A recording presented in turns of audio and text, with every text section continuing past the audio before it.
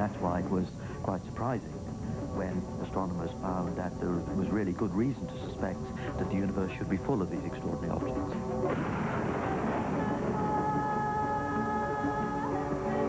At some time in the future, a spacecraft from Earth will encounter an extraordinary universe full of black holes.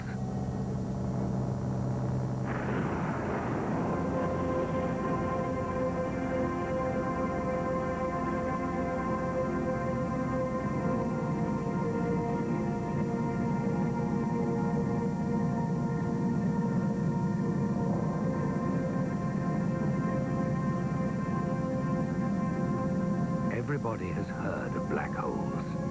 No one has really seen them.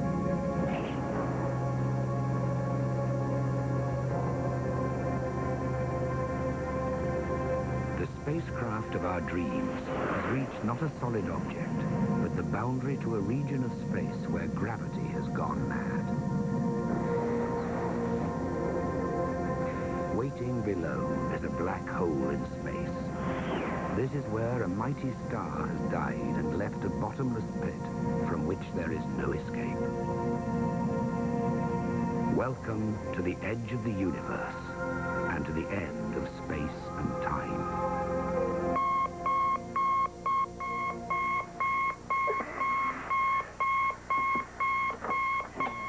Phil Charles not only dreams black holes, he hunts them down for a living. He's found the strongest evidence yet for a black hole lurking in our own galactic backyard. Searching for these things is the most wonderful way of going to the frontiers of modern physics. The most exciting thing that the modern scientists can do.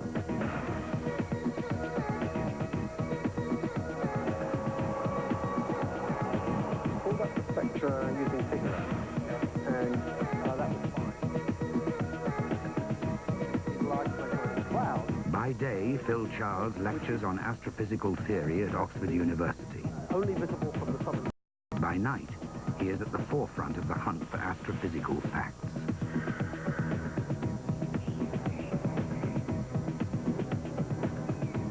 To be a successful black hole hunter, you have to have ready access to the largest ground-based telescopes. We have to go all over the world, to La Palma and Hawaii in the northern hemisphere, to South Africa, Chile, and Australia in the southern hemisphere. Around the globe, Phil Charles and his fellow astronomers call upon the world's most sophisticated astronomical arsenal to probe the depths of space for these mystery objects. From X-ray satellites and the Hubble Space Telescope in orbit, to the finest radio and optical telescopes on the ground. Today's destination is La Palma in the Canary Islands.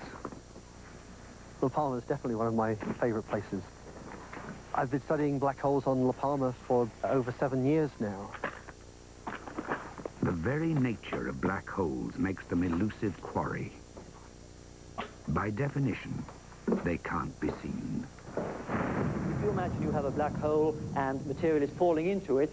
Only in the 1990s has mainstream science come to a consensus that black holes might actually exist. Gravitational collapse. Theory tells us that deep inside black holes, everything we know about the universe will come to an end. But I was concerned about whether this would ever have any relevance to the real universe. But the mathematics is unequivocal. When a massive star dies, it will have no choice but to form a black hole.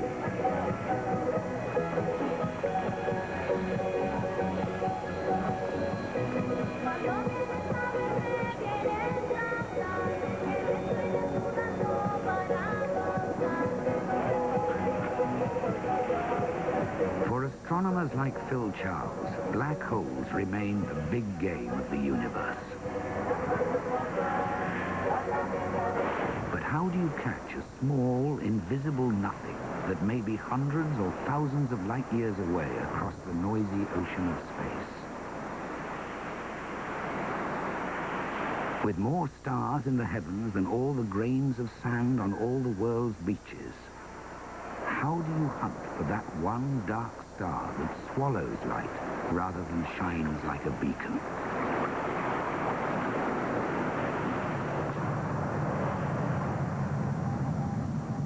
Astronomers must hunt not for black holes themselves, but for the effects they generate in space around them.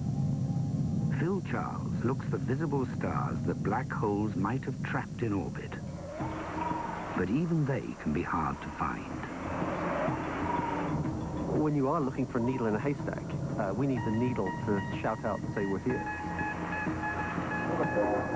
That we do through the fact that in the late 1980s, the Japanese launched an X-ray satellite called Ginga, which had what we call an all-sky monitor on it for detecting X-rays from anywhere in the sky. It's the X-rays that alert us to the presence of this needle, the needle in the haystack that we're searching for. While sweeping the heavens in 1989, the Ginga satellite reported a mysterious burst of X-rays in our own galactic neighborhood.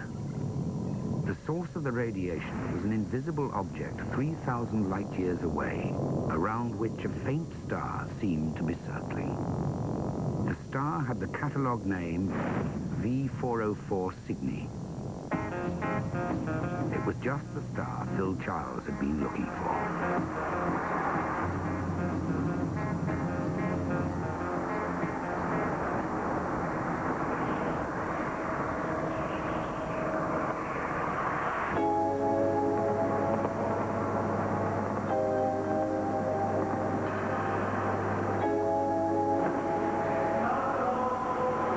Charles' prime weapon in the search for black holes is the massive William Herschel telescope, perched on the rim of an extinct volcano 8,000 feet above the Atlantic Ocean.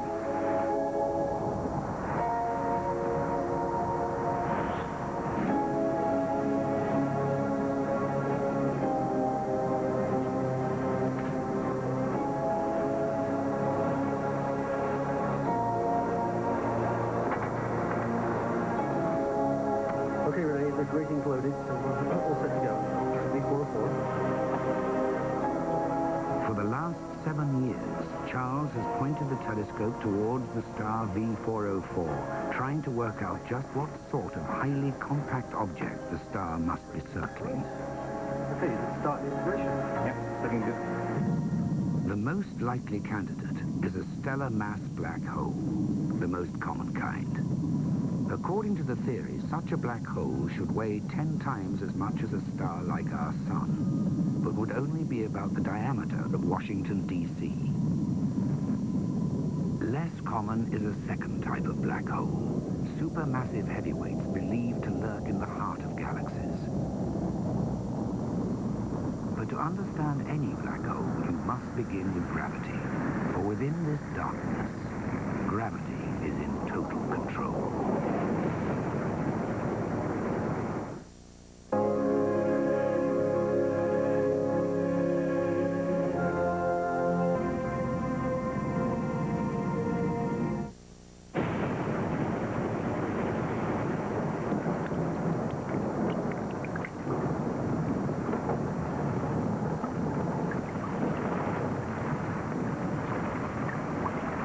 Our modern quest to understand gravity and ultimately black holes was born in this room on Christmas Day 1642.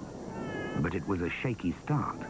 The great Isaac Newton was premature and only just survived his first day of life.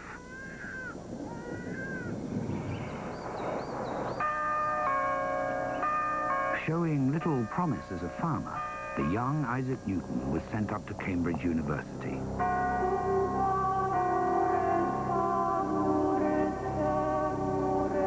As an academic, Newton would formulate laws of physics which still form the basis of modern science.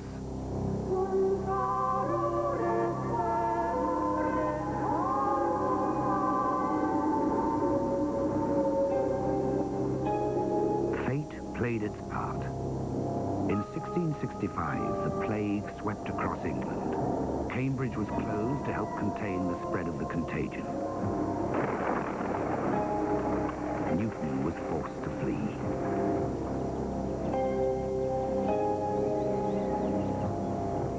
He sought refuge back at Woolsthorpe Manor. Over the next 18 months here, he was to discover the mathematics of calculus, to formulate laws for the motion of the planets, and to unravel the spectral nature of light. And one day, a falling apple interrupted his thoughts and led him to ponder gravity itself. Newton was the first person to give us a really detailed mathematical understanding of one of the basic forces of nature. And, of course, it was the first great triumph of mathematical physics. He told us that the force which holds us down here on the Earth and which allows an apple to fall is the same force which holds the moon in its orbit around the Earth and makes the planets move in their courses.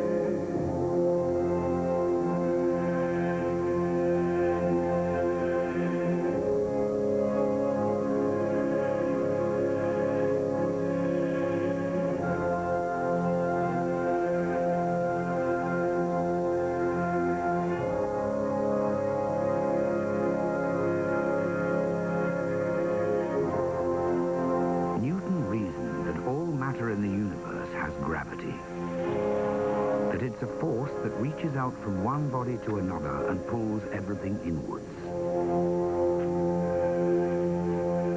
The more mass an object has, the more gravity, the stronger this inwards pull.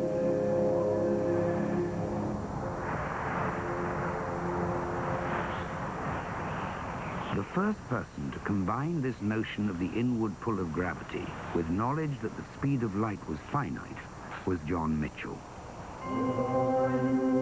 As rector of Thornhill Church in Yorkshire and one of the 18th century's great forgotten scientists, Michell took Newton's view of gravity to its ultimate, dark conclusion. Mitchell's giant leap was to imagine a ray of light leaving a star in the same way we think today of a rocket leaving a planet.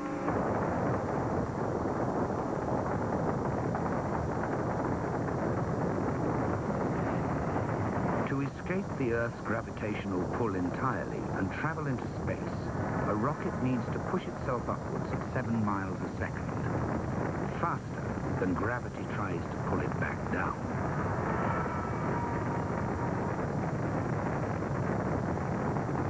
Mitchell knew nothing of rockets to the moon, but he did know that in theory, a massive star could have so much gravity that it would pull back into its clutches even rays of light traveling at 186,000 miles per second. John Michell worked out that if you had a body weighing about 100 million times as much as the sun, light couldn't even escape from it. And he then went on to say that for that reason, maybe the most massive objects in the universe might be invisible to us. Mitchell had explained how gravity could turn a star black, but not how it could turn it into a hole. A complete understanding of the life and death of stars awaited the nuclear age.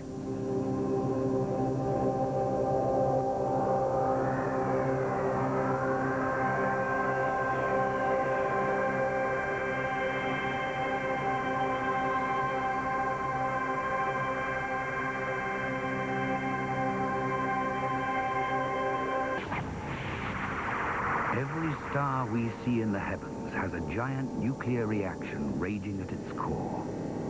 It's what makes a star like our own sun shine so hot and bright.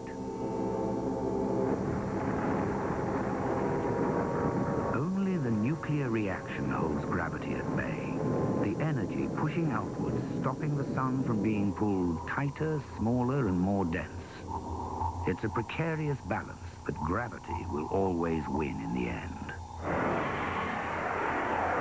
When the sun runs out of nuclear fuel, its own gravity will crush it into a tiny ball the size of the Earth, but 100,000 times more dense.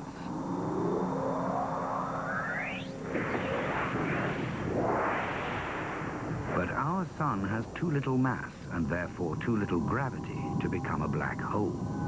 Instead, astronomers call such a feeble ember a white dwarf.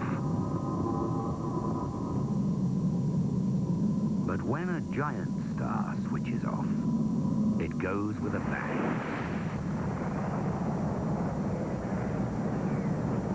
While we see the outward explosion as a supernova, this masks the implosion going on inside. The core has been given a gravity bear hug, so extreme that all the atoms have been squeezed into a ball of super-dense subatomic particles called neutrons. It has become a neutron star, a mere 15 miles or so in diameter. We know that ordinary stars like the Sun will become white dwarfs. We know that there are neutron stars, which are just a little bit heavier. And the question is, what do you have beyond that? And we believe it's black holes.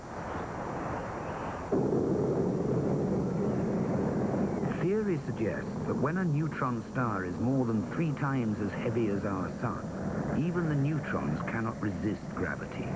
The collapse is irrevocable. The density of mass becomes so great in the center that gravity overwhelms space itself, distorting it so horribly that it, and time with it, begins to wrench off from the outside universe.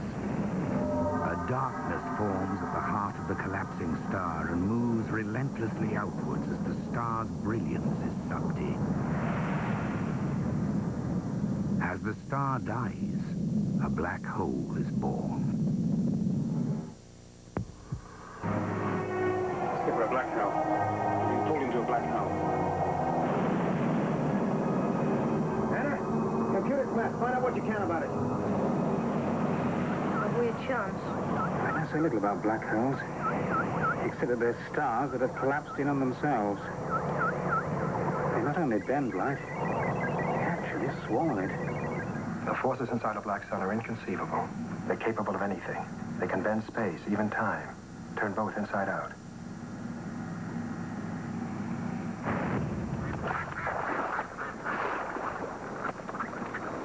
Just how a black hole can manifest itself so powerfully in the emptiness of space is something that weighs heavily on Professor Stephen Hawking. Born exactly 300 years after Isaac Newton, Hawking now holds Newton's old job at Cambridge University. His body may be trapped by a crippling disease, but Hawking's mind is free to roam in the universe of Albert Einstein. We are used to thinking of gravity as a force that pulls bodies towards the Earth and pulls the Earth towards the Sun. But Einstein had the brilliant idea that gravity could be caused by space and time being curved rather than flat. Einstein realized that nothing can exist at a point in space without existing at a particular time as well.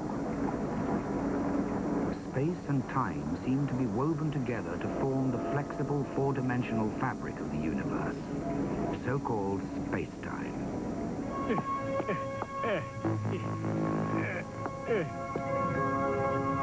Space-time is almost impossible to contemplate because our entire sensory existence is limited to the 3 dimensions of everyday experience. Holy macaroni! The easiest way for us to enter Einstein's universe is to imagine space and time to be like a sheet of rubber. If space-time were empty, the sheet would be flat. But massive bodies like the Earth and Sun will bend the sheet and cause it to be curved. This curvature is Einstein's concept of gravity. The more mass a star or planet has, the more steeply it bends space-time around it, and so the more gravity it has. Throw something extremely heavy like a collapsing star onto the sheet, and you soon end up with a universe full of holes. Ow! Watch it, Coney!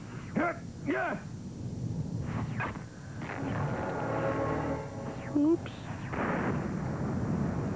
As the massive star cools and shrinks, it will curve the space-time around it more and more.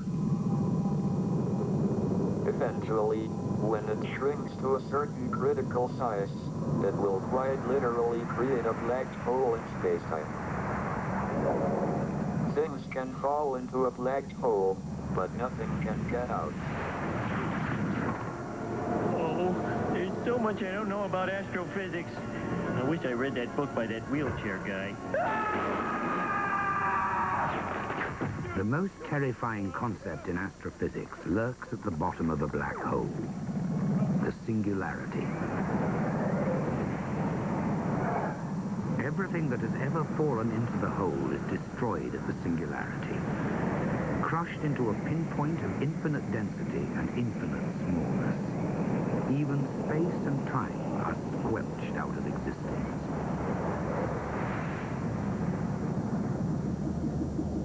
All that remains in the outside universe is a perfect sphere of absolute darkness, a gravitational ghost of the star that died.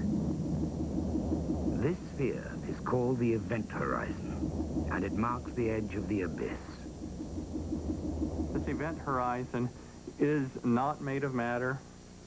It's, in some sense, almost not even made of a warpage of space-time. It's just a location. It is that unique location where gravity becomes so strong, and just inside there, that nothing can escape.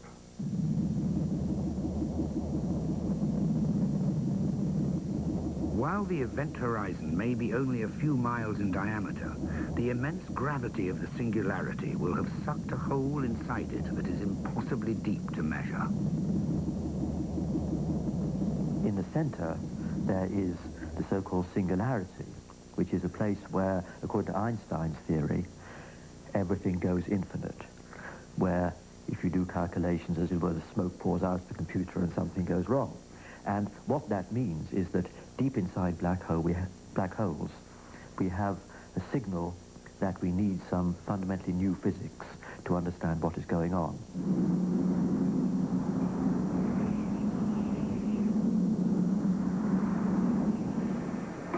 Get it on the slit. Astronomer Phil Charles thinks he has proof that such intangible objects are to be found in the real universe.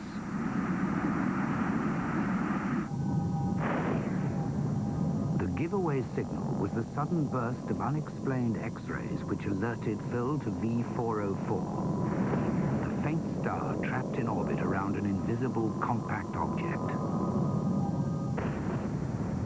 These are signatures of a star not much different from the sun, and it represents more than 80% of the light here. That we can follow and use the speeds that we measured to determine the mass of the object we cannot see. Calculations show that V404 orbits her heavy, mysterious partner once every 6.5 days.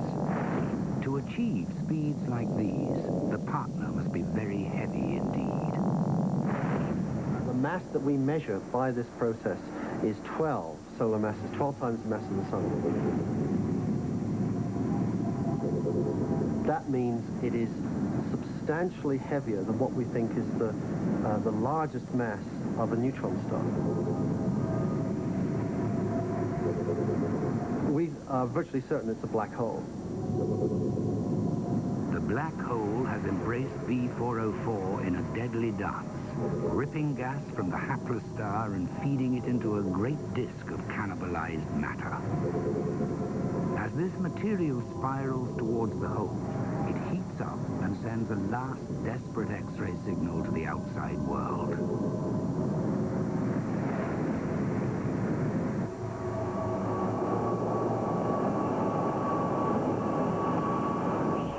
Nearly a dozen similar objects have now had their presence betrayed to astronomers in this same way by X-ray signals. One of the first was Cygnus X1. I had a bet with Stephen Hawking as to whether Cygnus X1, a particular object from which one saw X-rays coming off, was a black hole. Stephen Hawking bet that it wasn't. That was not because I didn't believe in black holes. Rather, it was because I wanted an insurance policy. I had done a lot of work on black holes, and it would all have been wasted if it had turned out that black holes didn't exist. But at least I would have had the consolation of winning the bet. When Hawking and Thorne made the bet in 1974, the evidence was thin. But as the years rolled on and the evidence mounted, Hawking felt it was safe to concede the wager. And in 1990, Stephen Hawking happened to be visiting Los Angeles. He broke into my office and thumbprinted off on this bet. I had given Kip Thorne a year's subscription to Penthouse, much to his wife's disgust. This handwritten bet has come to symbolize the first real acknowledgement by the scientific establishment that black holes are really out there. But for every black hole clutching a star in deadly embrace, there must be many more solitary ones yet unseen.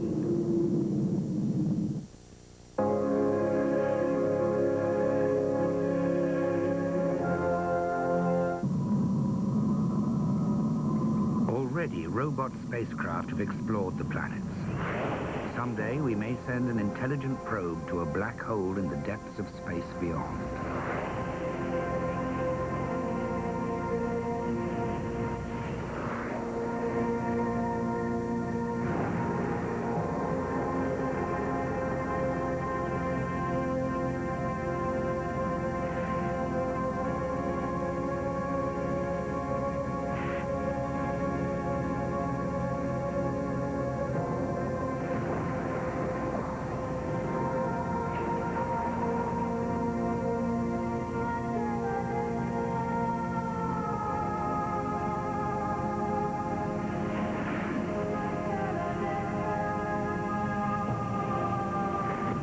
Mothership travels fast enough to insert into a safe orbit around the hole.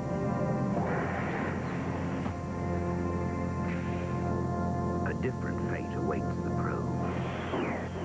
As I approach the black hole, I will start to feel a gravitational tug on myself.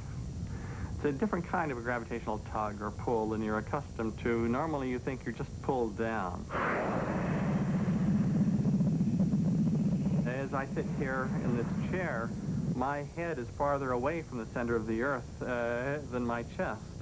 And so my head is pulled less strongly than my chest is.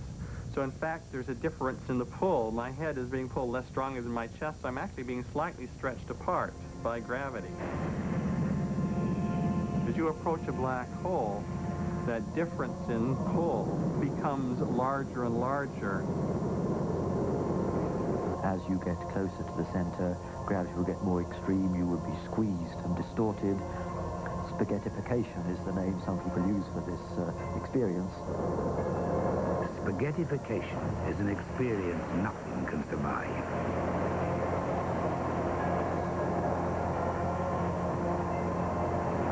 The fragments streak down and into the blackness of the hole. You or I falling into the black hole will get stretched and our bodies will get mutilated before we even reach the horizon. It's no good. We can't break free.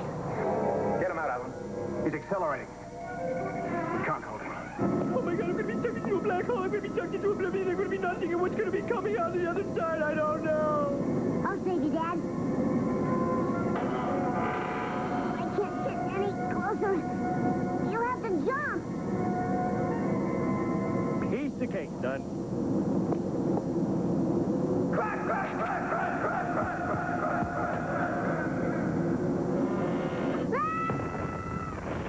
We don't really know exactly what would happen deep inside a black hole if you were to fall directly in.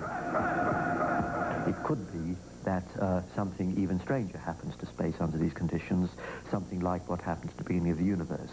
And indeed, some people have speculated that in general it may be possible to avoid the complete singularity and emerge somewhere else. Some say that if you pass through a rotating black hole, you end up in a new universe, a new dimension. We've entered. I recall a movie in which at the end of the film the spaceship goes inside the black hole and comes out the other side into another universe. That don't happen. It just doesn't happen at all. The fundamental laws of physics say that at the center of the black hole there is a singularity, a region where space and time are infinitely warped, a region where when matter flows into it, matter gets destroyed. But does this have to be so?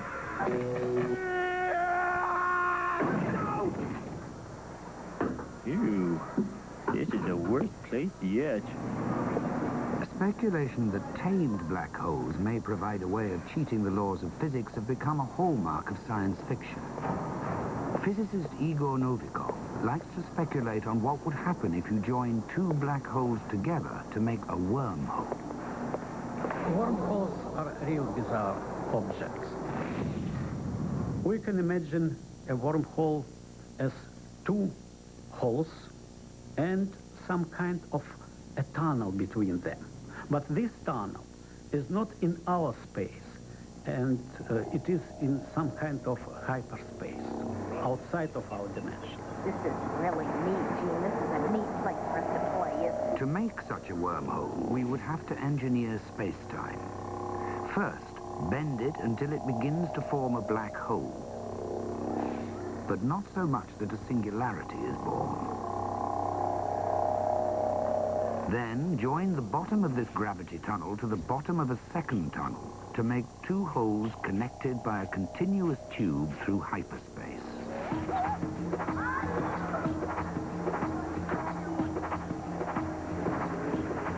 Step 2 would be to move one hole to wherever it was you wanted to travel. One of them can be near our Earth, another in another galaxy.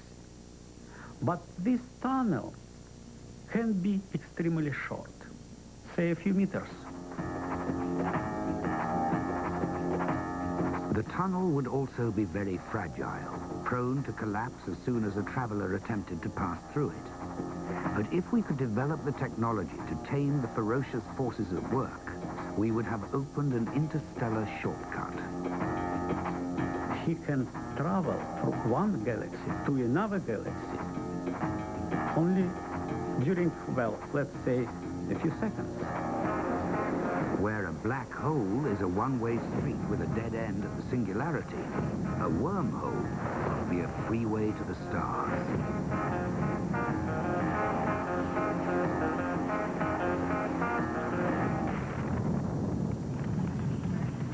I have to say these things are driven by sort of romantic science fiction ideas, which is fine. I mean, a lot of science is driven that way, and you do good things. I have nothing against that directly. It's just that it seems to me that the scientific evidence is just that this is not going to happen. It's just not possible.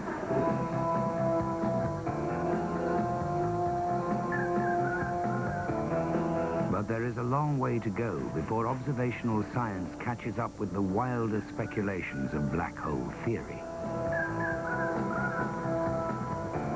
Another country, another telescope. The hunt takes Phil Charles to Australia. Run number on the first. Australia has access to the southern hemisphere of the sky, and there we can see the Magellanic Cloud. And the Large Magellanic Cloud is our nearest neighboring galaxy. And there are about half a dozen very interesting compact objects that we want to study from here. And we need to get maybe 20 or 30 so that you can really see the population of black holes that we're looking at. Do they all have similar mass? Are they a spread of mass? Do they all come from the same kinds of original stars? We can start to work that out once we can get enough of them. While Phil Charles turns his sights on the stars of our neighboring galaxy, other astronomers are probing galaxies further afield. Here they are finding objects of staggering immensity, formed not from the death of a single star, but from the collapse of enough matter to make millions. Such objects, astronomers now believe, are supermassive black holes.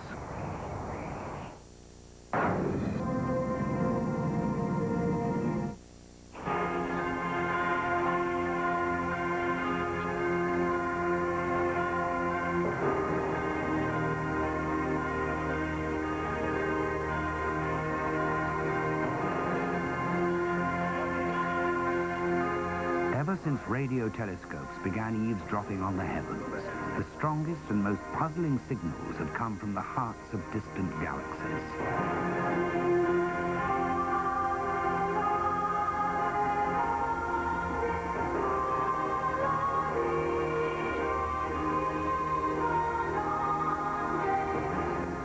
Astronomers now suspect these radio signals are generated by central supermassive black holes. Mighty jets of energized particles are blasted into space from an invisible engine that drives these so-called radio galaxies like great wheels through the heavens. Nameless stars are ripped apart by an immense gravity to feed central disks of white-hot matter, shining 100 times more brightly than a whole galaxy of stars like our Milky Way.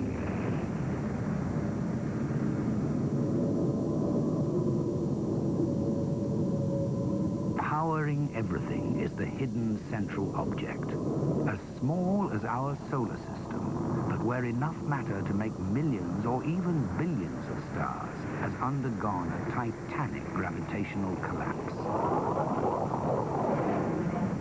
Right, L-band, right, this sort of stuff. Look at the numbers of... Yeah. Tonight we're looking at the radio galaxy M87. M87 is a nearby giant galaxy which is very unusual in having a large, powerful jet coming out of it.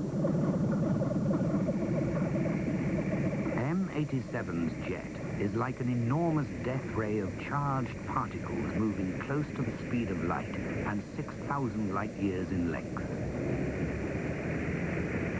The jet is a signature of the way the black hole is swirling matter and space around it. Astronomers use the speed of this swirling matter to calculate the black hole's mass.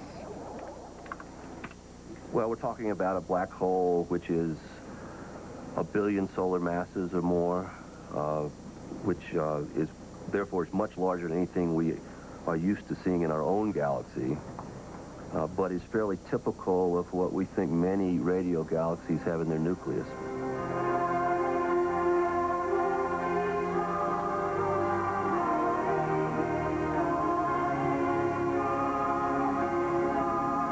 Astronomers suspect radio galaxies are those galaxies with plenty of matter left for the black hole to eat. If a galaxy appears quiet, it's probably because the black hole has run out of food.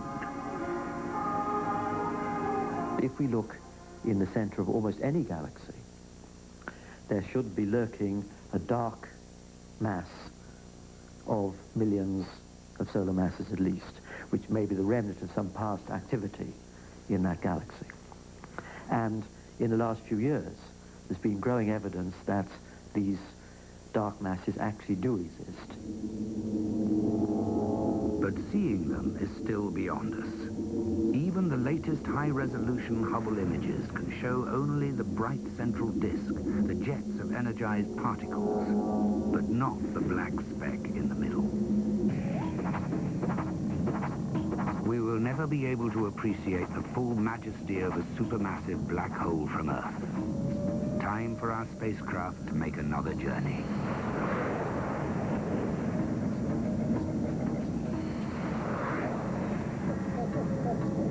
If one was to take a journey starting in the outer part of a galaxy and moving in, you see very hot glowing gas filling the galaxy, which is being heated by some mysterious, powerful central source. You would find gas orbiting in a disk, swirling at nearly the speed of light and getting very hot. Getting so hot that it radiates not just visible light, but very energetic radiation like X-rays.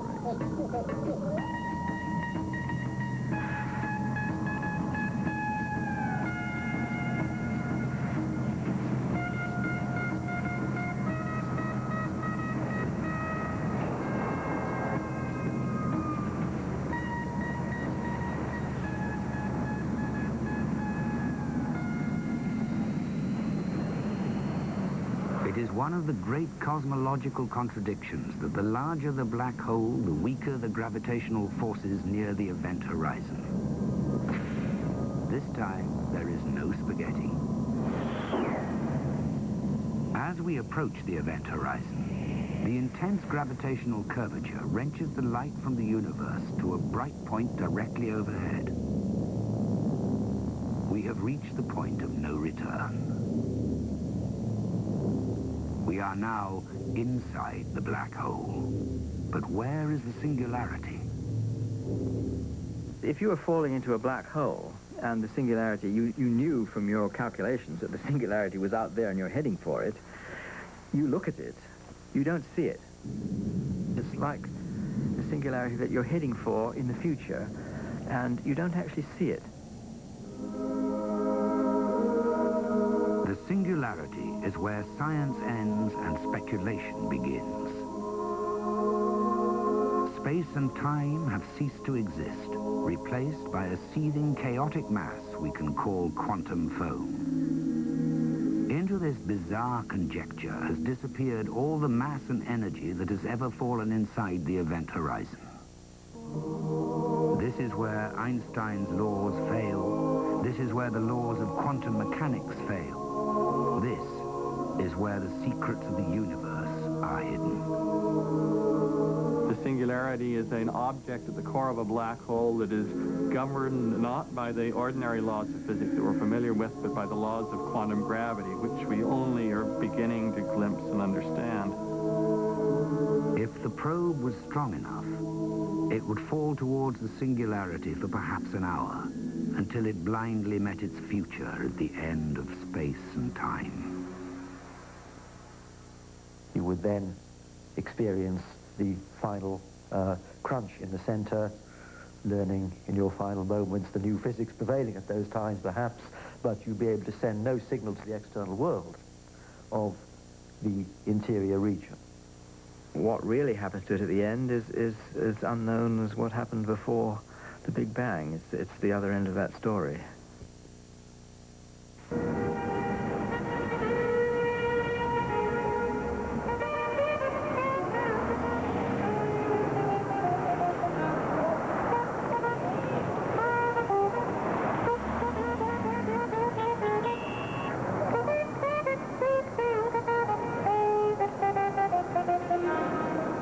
We do expect to find singularities in the Big Bang. Well, of course, that was the first one we had to worry about.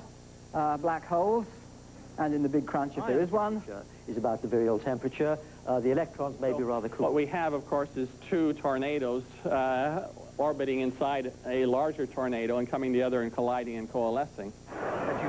The world's leading cosmological minds can now gather to talk with facts and figures about what was not long ago dismissed as flights of fancy.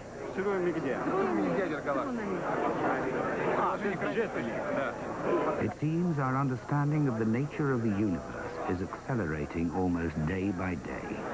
These are the facts. It seems that most nearby galaxies, and perhaps therefore most galaxies, harbor a central black hole.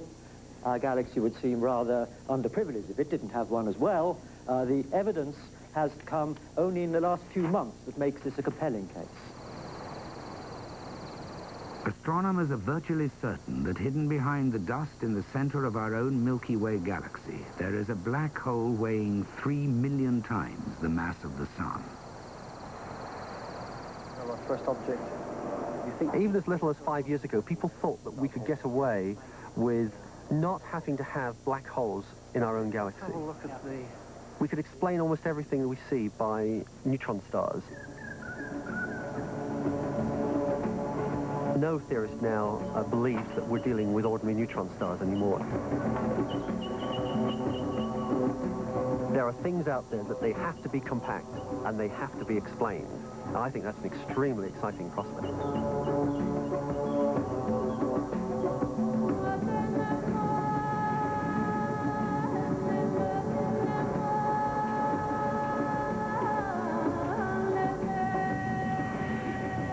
Everybody has trouble coming to terms with black holes. Locked within these prisons of light are the secrets of the universe. Where did it come from, and where is it going to?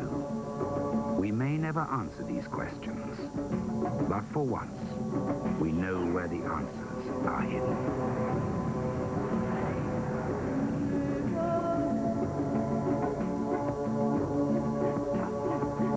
this week. Do werewolves really exist? One human family has the werewolf gene. And why do some frogs end up with more than 2 legs? Unravel the mysteries behind mutations, biological and man-made, Wednesday on Discover Magazine.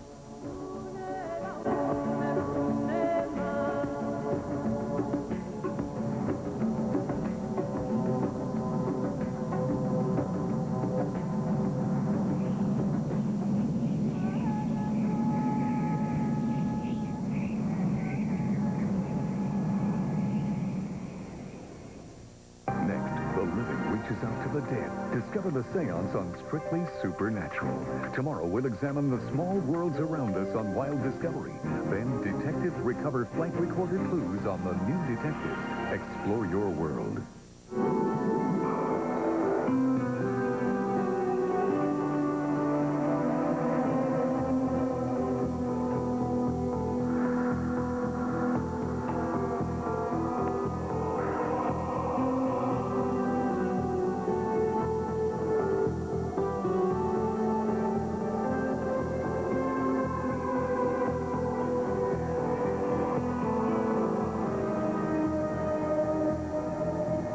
Seances, where the world of the living reaches out to the world of the dead.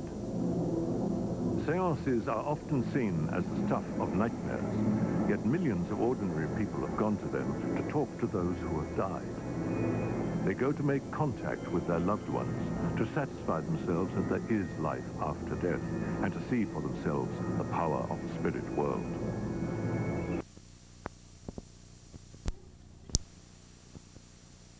Instructional use and may be retained until May 31st, 2005. Thereafter, you must erase or destroy the recording. No other use is authorized by A&E.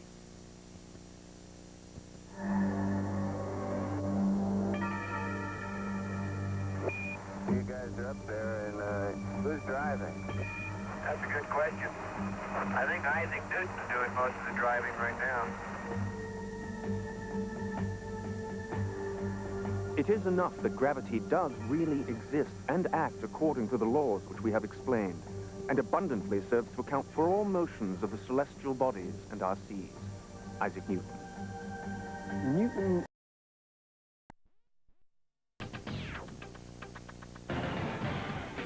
Jeff Everson targets triceps with the close grip bench press.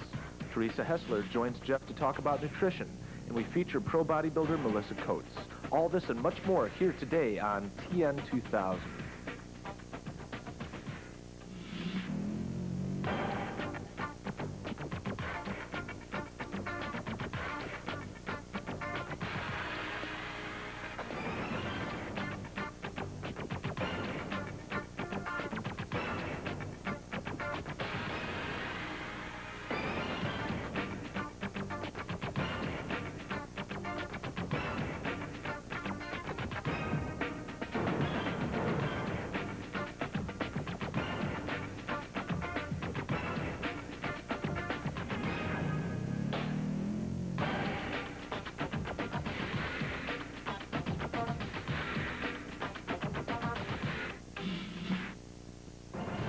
Training in Nutrition 2000 is brought to you in part by Metrics for the best shape of your life.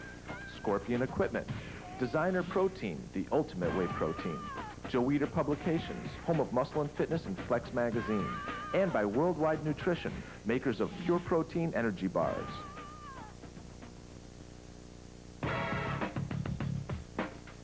Welcome to our home workout.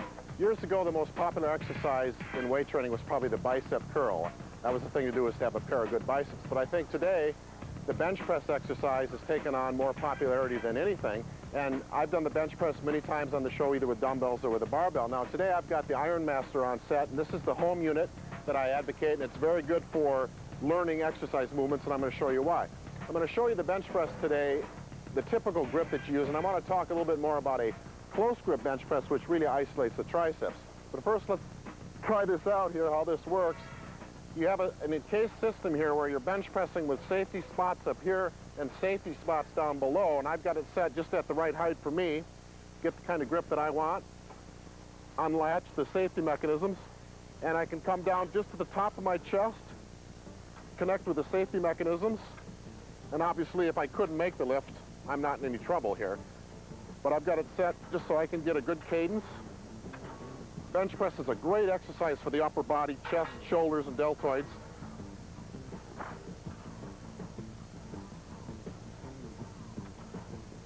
I'm going to hook it back in the mechanisms here.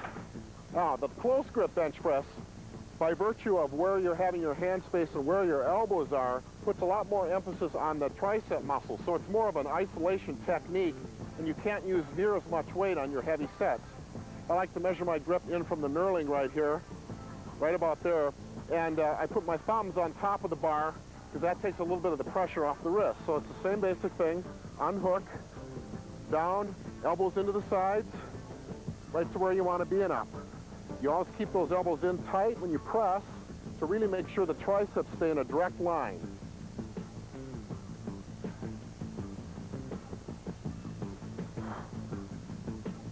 You get 10 reps here. And of course, if I can't make the weight, I can rest down here at the bottom, I guess, on this machine, which is really nice. Put it back up. Bench press and close grip. I would recommend, if you're going to work chest twice a week, which is probably optimal, do your regular bench presses with a regular grip, which is generally speaking a little bit wider than shoulder. You don't want to go too wide to start out with until you get your pecs conditioned. Do that once a week and combine it with, say, deltoids and triceps. And then the other day a week that you work chest, you would try the close grip. And you can use the same amount of reps, somewhere between, I like 8 and 12 reps is the best way to hypertrophy the muscles. Now, if you haven't got an Iron Master at home, you've got to spend a little bit more time with the technique with a free bar, and you can get sort of the same effect with the dumbbells by keeping your elbows close to the side and doing your presses this way. But remember, when you train chest, don't do too many exercises and don't do too many sets because you don't want to overtrain. Twice a week with chest is the best way. This portion of TN 2000 has been brought to you by the PerfectFlex Power Block Home Training System. For more information, call 1-800-997-3999. Stay tuned for more of TN 2000 right after these messages.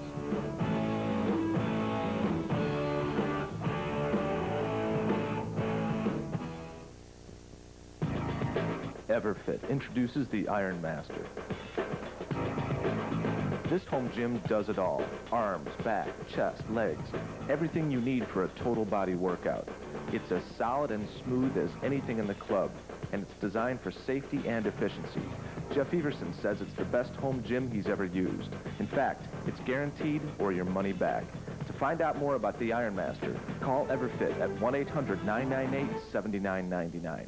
Nothing slows Troy Aikman down. Not broken bones, herniated discs, crazed linemen, crazed women, MRIs, blurry eyes, black eyes, interceptions, interviews, bad reviews, pull-ups, push-ups, sit-ups, knee pain, back pain, head pain, big hits, high hits, low hits, late hits, frozen turf, soggy turf, astroturf, pull-downs, put-downs, fourth downs. But 3 to 4 times a day, he does stop for metrics. A nutrient-dense, high-octane food for people who never slow down. Not even for this commercial. Troy, come on! Just one more take! Troy? Don't get the classes I want. Won't graduate on time. Can't believe they're raising tuition. This is not working. But this will.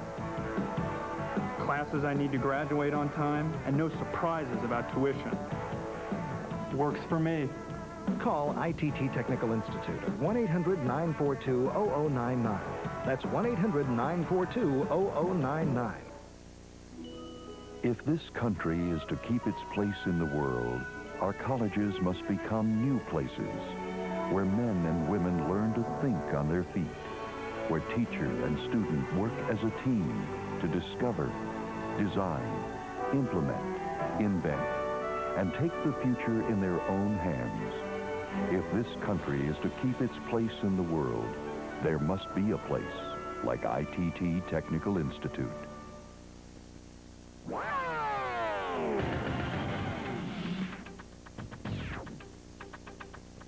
I'm joined today by Erica Kern, professional bodybuilder, and Eric and I are talking today about food bars. Now, lately, in the past few years, a lot of these bars have come onto the market, and Power Bar probably led the forefront of talking about high-energy bars. Power Bar is a bar that is designed for triathletes and swimmers and long-distance competitors because it's very high in sugars and carbohydrates. 45 grams of carbohydrate in a bar that's only 68 grams in total weight, low in protein. Pure protein bar, I think, which is the Cadillac of the bar on the market now, specifically for people who are trying to lean out and bodybuilders, because it's very high in protein, 30 grams, and very low in carbs and very low in fats. And they've accomplished that by adding glycerin to this formulation, which makes it taste good and gives it a real good consistency, yet holds the elevation of blood sugars and insulin down. Now, Erica, you train a lot of people. I know one of the perennial problems people have when they come to you is that they can't lose weight, and you find that they're usually eating too many carbs as well as too many fats. So what is your philosophy on people who are trying to lose weight to stay away from the high-carb bars? Because the pure protein bars are a real convenient way for people trying to lean out to get a good quality source of protein in and also keep their carbohydrates low. This forces their bodies to work harder, keeps their insulin production real level so they tend to lean out quicker. Yeah, Barry Sears, who's a famous doctor now, has got a book out called The Zone, and the whole principle of that is, we not only do we need to look at total amount of fat in the diet and total amount of calories, but our craving for carbohydrates in this society is way too high. And with athletes who got carried away with this, carbohydrate loading years ago, which only applied to an extremely small segment of the population, marathon runners or somebody like that. So now we're getting back away from getting these high carbohydrate foods and getting more with the balanced diet and the more high protein formulation. So Pure Protein is also interesting because they're the only company that I know that actually provides a lab analysis of their products to show you how many grams of carbs. And this is an official independent lab that does the testing to show that the bar is exactly what it says. And we know that there's a lot of bars out there in the world that you have a misinformed label copy. So Erica points out it's very important when you're trying to lean out to keep it easy on the carbs, and Pure Protein products by Worldwide Sports is a great way to go. Imagine going to a large library and having access to all the information, the books, the manuals, the journals that pertain to your own health, fitness, and performance. Well, on the internet, there's such sites, and they're accessible right at your home or office off your PC. And one of the sites is called Fitness Link, that was founded by Shannon Enton. Shannon is a phenomenal authority in the fitness industry. I admire her dearly, and she's spent so much time, energy, and effort in putting together Fitness Link, and she's also been complimented by several industry journals as having one of the best fitness sites on the internet.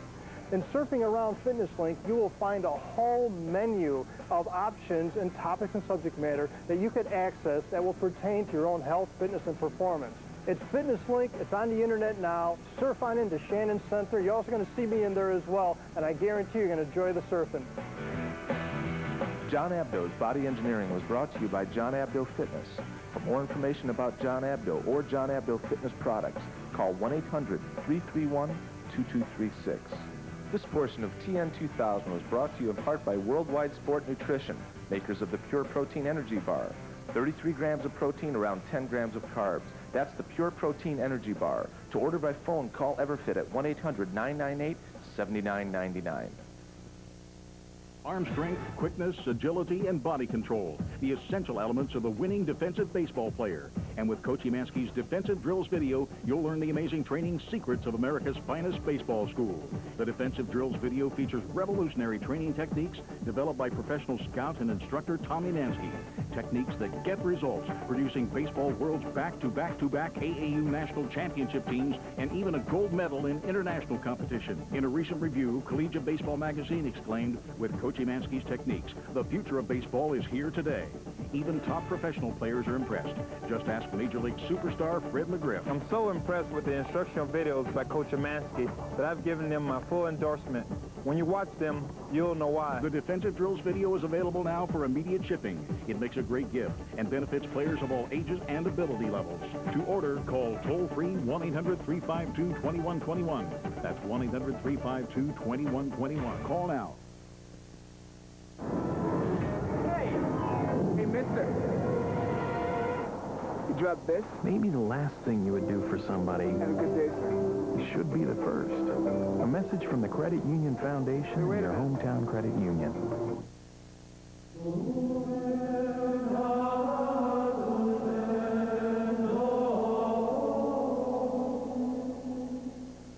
And now, the science of stacking, brought to you by Designer Protein.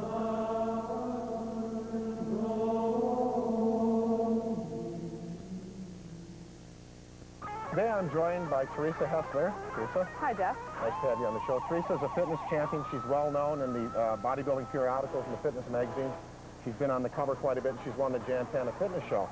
Teresa, a lot of women who watch our show, of course, their prime interests are staying lean and, you know, losing body fat. And with all the foods that we have sugar and fat. And they want to know how someone like you eats to stay in shape. They know you work out, but they want to know how often you eat and how you keep the figure. So what sort of things do you recommend for women? Well, your meals are very important. Along with competing in fitness competitions, I also work full-time, so I eat on the go a lot.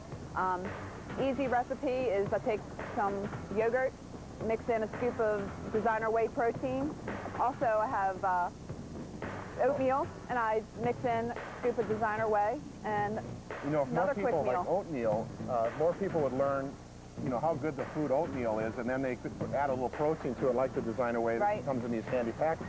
I think the problem with oatmeal is a lot of people sit down and they, you know, put this much brown sugar on it and whole milk, and it becomes a meal that's no longer, you know, really good for you. But there are a lot of great foods just on the market, you know, like yogurt has always been a very good food, high in protein and potassium and low in fat generally. Oatmeal is a very good carbohydrate, doesn't yield its sugar real fast. And then when you add something like designer protein, which is, you know, a state-of-the-art whey protein, which is very good, and their whole concept is stacking foods together. Right. Good foods like yogurt, like blending up, you know, a morning drink of protein and orange juice and adding the protein to it. They've sort of pioneered the way to teach people to combine foods in regular life. And like you work as a legal assistant, yes, right? Full time. Is that like how many hours? Like 40 hours a week. Yeah. So, and can you go out on lunch breaks, or do you require? I have a lunch break, but I mainly eat at my desk. And the attorneys have whips, and they make you get those billable hours up. So, but that's the important point is that if you have a job where you can't really monitor your food, that these things are so convenient, these packets of protein, and you can add them to regular carry food, along. and it makes it go real good. So how many times a day do you eat in your restaurant? 5 to 6 times a day. Yeah, that freaks people out because most people think that that's way too many calories, but the idea is to have nutrient-dense foods like a protein preparation, something with a low glycemic index for a carbohydrate like an oatmeal or a yogurt, mix it together, and you can get that nutrient-dense, you raise your metabolism up because you eat frequently, and even doctors are becoming more aware of that now, that they teach people to eat, less, but more often, so. I think most women are, they don't like to eat a lot of protein, so this is a good way. They're more carbs. They like the oatmeal and the rice and the potatoes. And Teresa's also a poet. That was a pun. This is a good way, and this is whey protein by Next Nutrition. Teresa, thanks for being on the show. Thanks, Jeff.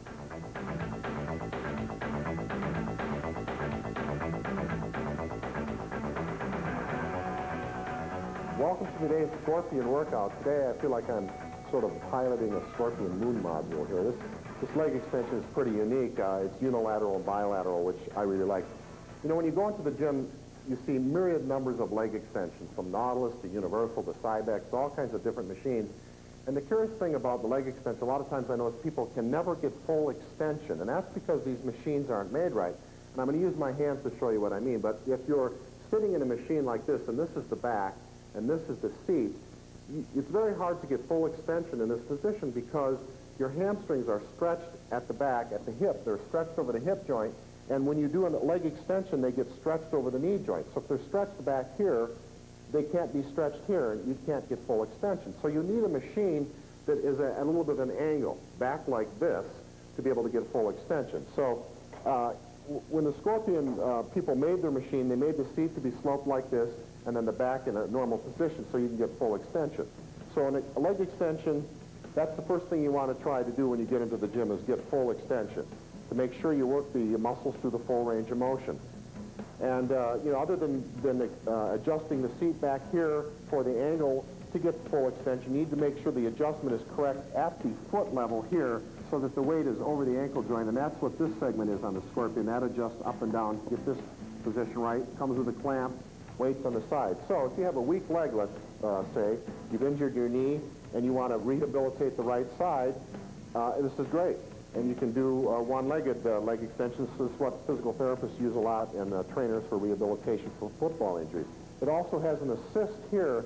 So let's say you can't quite get range of motion, you're weak there, and you can assist a little bit. Or you can even start with a negative. You can pull it up with your arm and then resist it on the way back down as a way to build up the quads.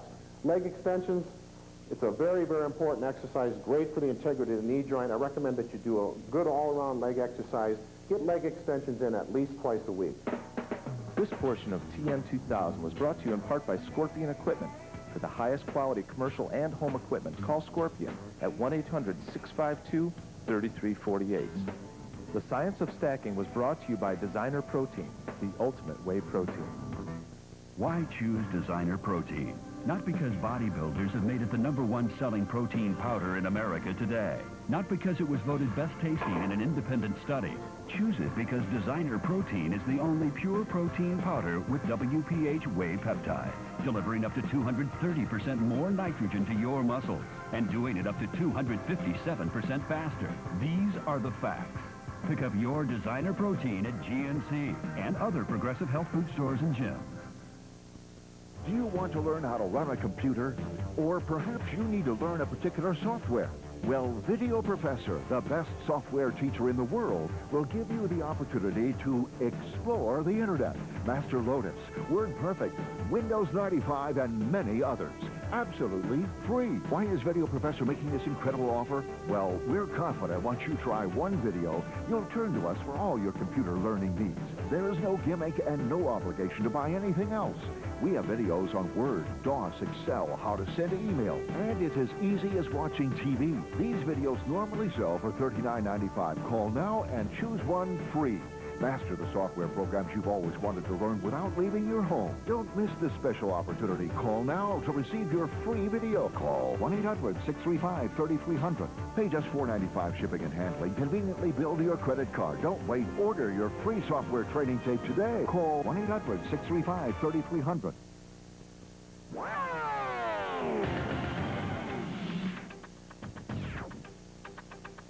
Sitting today with Frank Zane, multiple Mr. Olympia, 3 years. Frank, great to have you on the show. Thank you, Jeff. Looking at Frank's book, Fabulously Fit Forever, you can almost see through your abdominals there, Frank. I was in great shape. I was 50 when I took that photo. And since then, I've written another book called Secret Training Diaries, which is based on all the training I've ever done, which I kept records of. And it's all written in the 365-day format. That was a great pose, I remember. Great classic shot, 1970. Yeah. Good old days. Frank, a lot of people don't know that you're one of the few people, if not maybe 2 or 3, to ever defeat Arnold Schwarzenegger in a bodybuilding contest. That was years ago. It was about 72 back in there? No, it was 1968. 68. The Mr. Universe contest. And he was a youngster, like 19, and you were real ripped, and you were more the veteran. And Arnold, of course, has gone on to do several great things. But it's an interesting piece of trivia. But, you know, Frank, tell a little bit about your background and what organization you came up through and how you got it through the NPC and IFBB or all of that.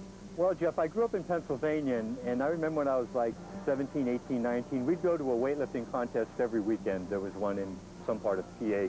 And there was always a bodybuilding show at the end of the weightlifting competition, and that's what I was interested in. And I started competing when I was 18. I managed to get a third in the Teenage Mr. America, but I never really, I felt I could have gotten higher, but I didn't get points for athletic ability because I wasn't a weightlifter. Yeah. So I went into the IFBB, and then in Brooklyn Academy of Music, went up through the ranks, eventually won Mr. America and Mr. Universe. And then you did the big one, the Olympia. Yeah, and then eventually got there, and I'm never sorry I went with the IFBB. It was back in 1963, and it was, it's come a long, long way. Yeah, it really has grown, the Reader Brothers. But the IFBB is the International Federation of Bodybuilders, and the amateur affiliate of that in the United States today, it really is the biggest in promoting bodybuilding, is the NPC, the National Physique Committee, and I'm sure you've had occasion to be involved with them with your various jobs of emceeing at these contests and things like that. Frank Zane today is 54 years old. He is still in great shape, and I hope to look like Frank in another 9 or 10 years when I get to be 54. So thanks for being on the show, Frank.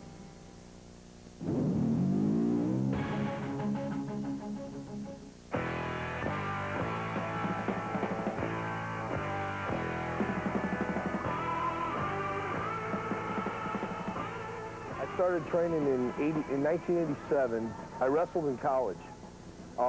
And in college, I had to restrict my intake of calories because I was wrestling 132 pounds. Not only did it keep me small, but it kept me from growing. I actually grew 2 more inches when I started eating more calories.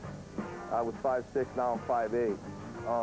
In college, we did strength training exercises, deadlifts, squats, and a lot of pulling exercises, but really no pushing. When I got out of college and I kept training because I just wanted to get bigger, I was sick of being small, I saw instant results, and I competed in my first show in 1988, and I won the overall.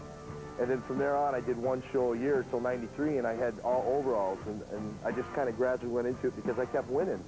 But when I walked on stage in 93 USA, I got a really rude awakening and found out that once you hit the national level, you're starting all over again, really. I am going to try to get as massive as I have to be to compete as a pro, because I don't want to compete as a pro and not place. I want to consistently place top 5 as a pro. But at the same token, I don't want my waist to grow to throw up my aesthetics. So I'll push to the limit as much as I can, try to keep my aesthetics. My training's changed tremendously this last year. I get a lot more rest. I'm going 2 on 1 off. It seems to be more rest and recuperation.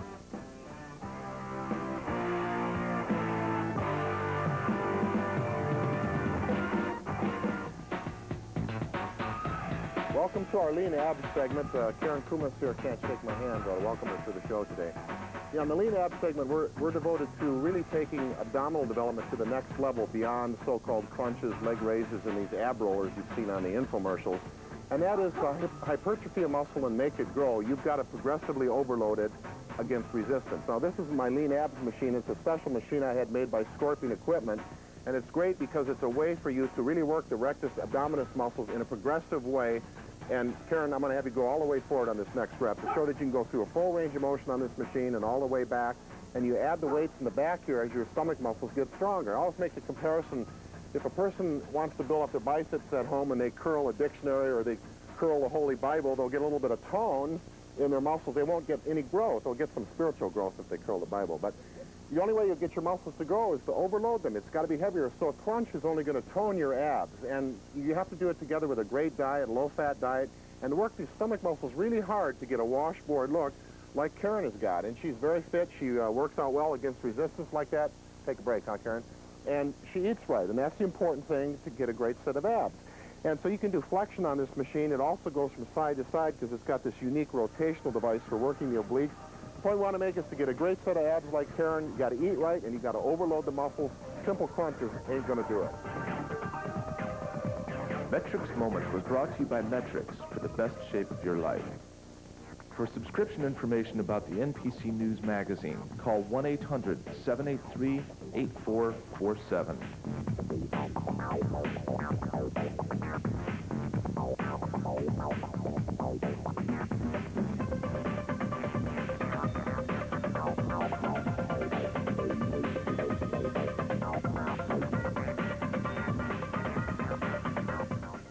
Nothing slows Troy Aikman down. Not broken bones, herniated discs, crazed linemen, crazed women, MRIs, blurry eyes, black eyes, interceptions, interviews, bad reviews, pull-ups, push-ups, sit-ups, knee pain, back pain, head pain, big hits, high hits, low hits, late hits, frozen turf, soggy turf, astroturf, pull-downs, put-downs, fourth-downs.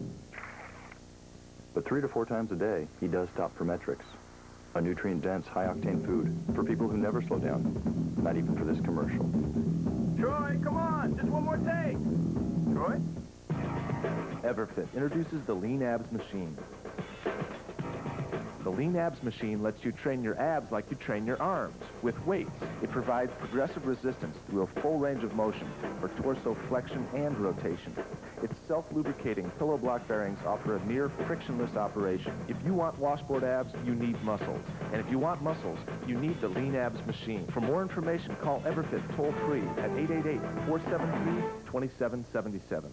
Finally, the ultimate breakthrough in sports bar technology, Pure Protein from Worldwide Sport Nutrition, the first high-protein, low-carb nutrition bar ever developed.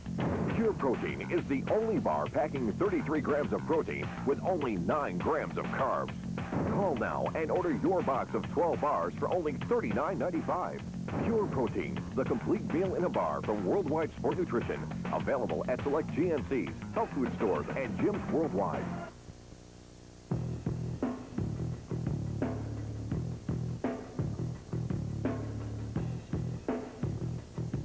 Welcome to the Inside Story. Joe Weider, of course, is a famous publisher of both Muscle and Fitness and Flex magazine, the 2 top bodybuilding magazines in the market. And in the early 80s, women's bodybuilding got underway, and Joe Weider, of course, had the Miss Olympia contest. 1980, the first year the contest was held, Rachel McClish won the title, and she won it 2 years in a row. And the story on women's bodybuilding is that for the years and years and years, it was primarily Americans, then we had some Europeans coming into the picture, and lately, Canada has produced a lot of the top bodybuilders, in particular, female bodybuilders. And today we feature one of them, Melissa Coates. Melissa Coates, while only 27 years old, has already reached a very high level of muscularity and fitness in women's bodybuilding. She's now a professional bodybuilder competing in the IFBB.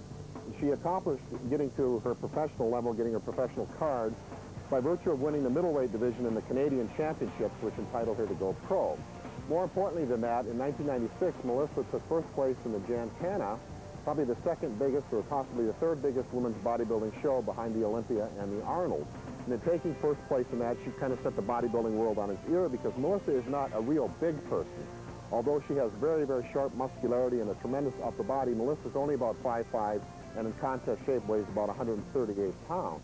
Melissa is also a little bit different than most of the top bodybuilders in that she doesn't constantly like to train with real heavy weights.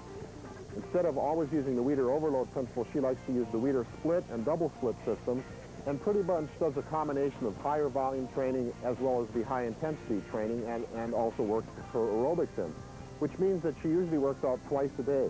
That might mean only weight training one time a day and her aerobics later in the day, in the afternoon or the evening.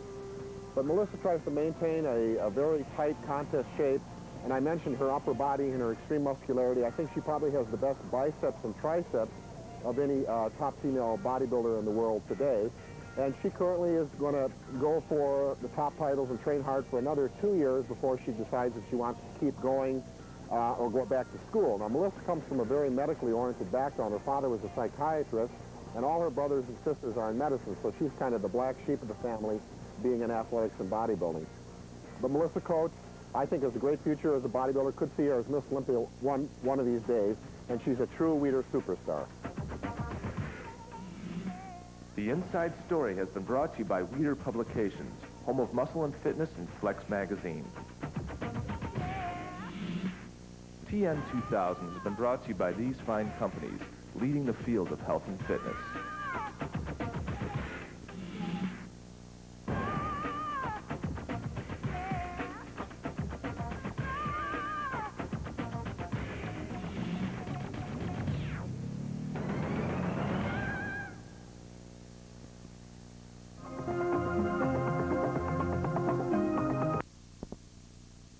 New York 13902.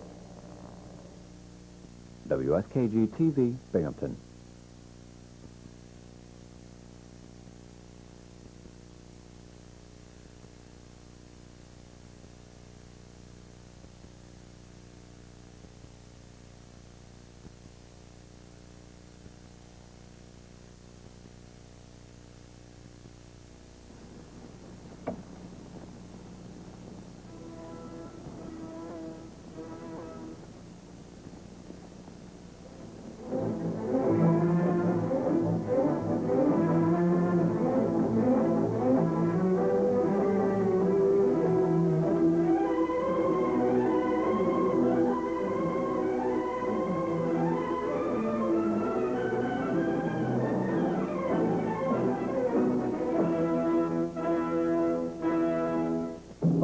I'm Mike Adams, and I want to welcome you to the third in a series of 5 half-hour programs devoted to the restoration and collection of antique radios. Today, you'll meet some collectors of 1930s through early 1940s big cabinet radios like this one.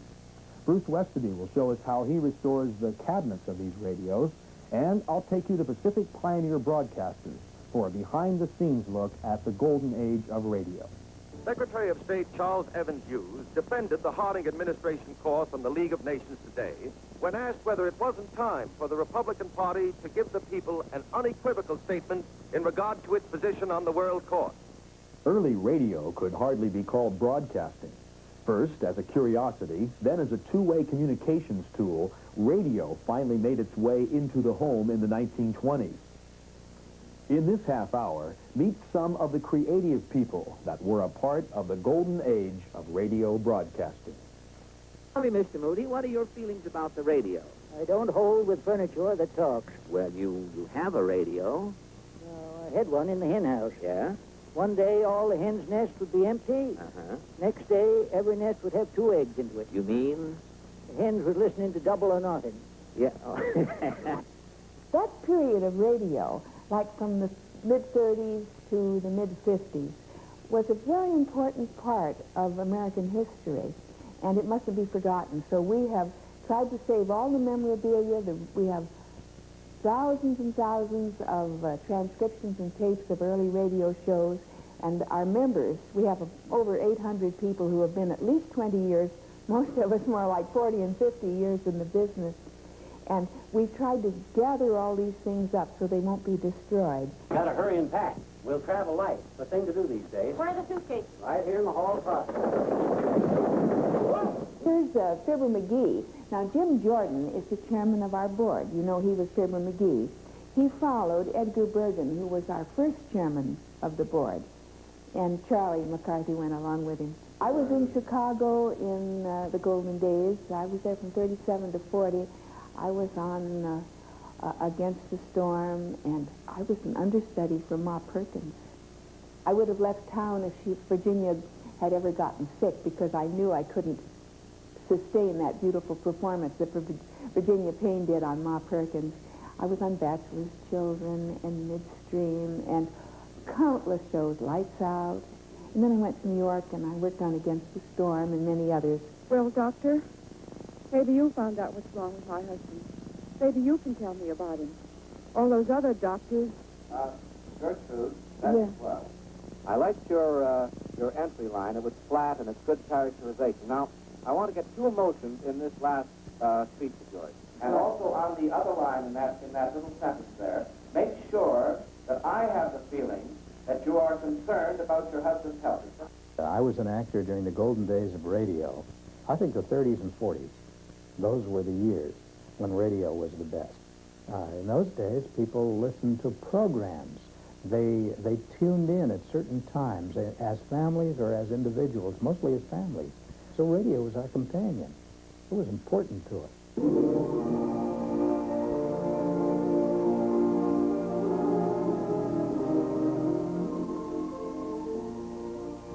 I was asked to produce a little sample radio show, and in it we had to use some of the techniques, the dramatic techniques and the physical techniques that radio drama called for, very good radio drama.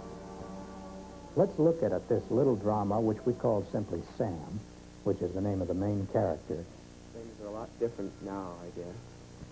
Now that Lillian and me were sort of engaged. But it was awful important when it was happening. You know, like a lot of things that happen.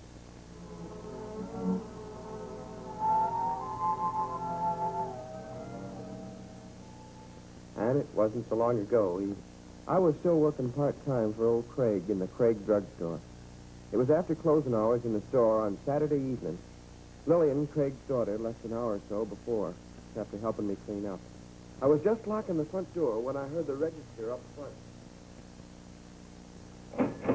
Hey! Hey, what are you doing with that box? Get out. I thought... Lillian! I thought the store was closed, Sam. I didn't see any light. In the writing, we used a narrator in this radio show to tell the story, sort of fix it, and then to hear his thoughts. It was the sort of thing you just don't expect from a girl. I didn't know what to say or do. It was her father's store, of course, but well, old Craig wasn't the kind of guy to let Lillian out after 9 o'clock, much less let her take any money out of the till. I didn't know what to do. She was crying awful. Please don't let Father know about it. Oh, gee, Lillian, I'm not going to tell him. After all, nothing's been taken or anything. That's just it, Sam. I've got to have $7. I just got to. I lost the money for the class band. Father won't be until Monday, Sam. I'll have it back by then. I promise. I just got to have it, Sam. I just got to. We could accentuate a dramatic section with a musical stinger or a bridge. I didn't know what to do or say, but she was all kind of breathless and sobbing and pretty. I guess I've been stuck on her for a long time. After all, it partly was her money, wasn't it? She was right about her father not coming down till Monday, and, well, that was the first part of it. It all would have been all right, too, if old Craig hadn't left his cane in the store that weekend, because the next day, Sunday...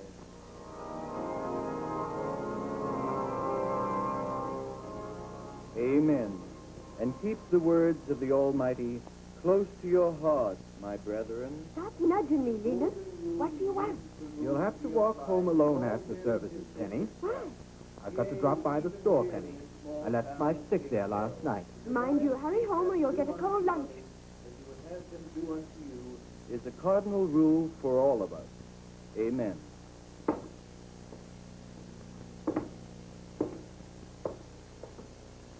Sam! Yes, Father? The father wants you to stop wearing tracks on the floor. Exactly. Why don't you sit down and read, Sam? Haven't you any homework? I finished it, Father. Now, who can that be? I'll get it.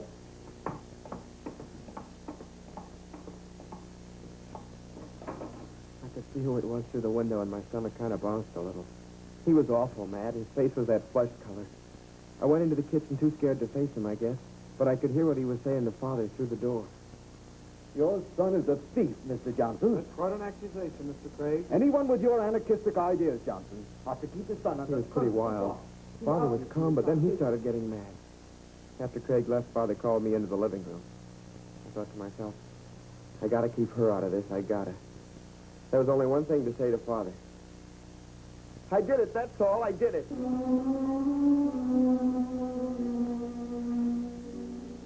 There wasn't any use trying to keep up the lie any longer. I guess I kind of broke down and told him all about it. All about how she was crying and how she was class treasurer and how she needed the... $7, eh, son? What kind of coins was the class treasury in? Oh, it was mostly quarters and dimes. Do you suppose, son, if Lillian got that money back, she'd have the courage to face her father?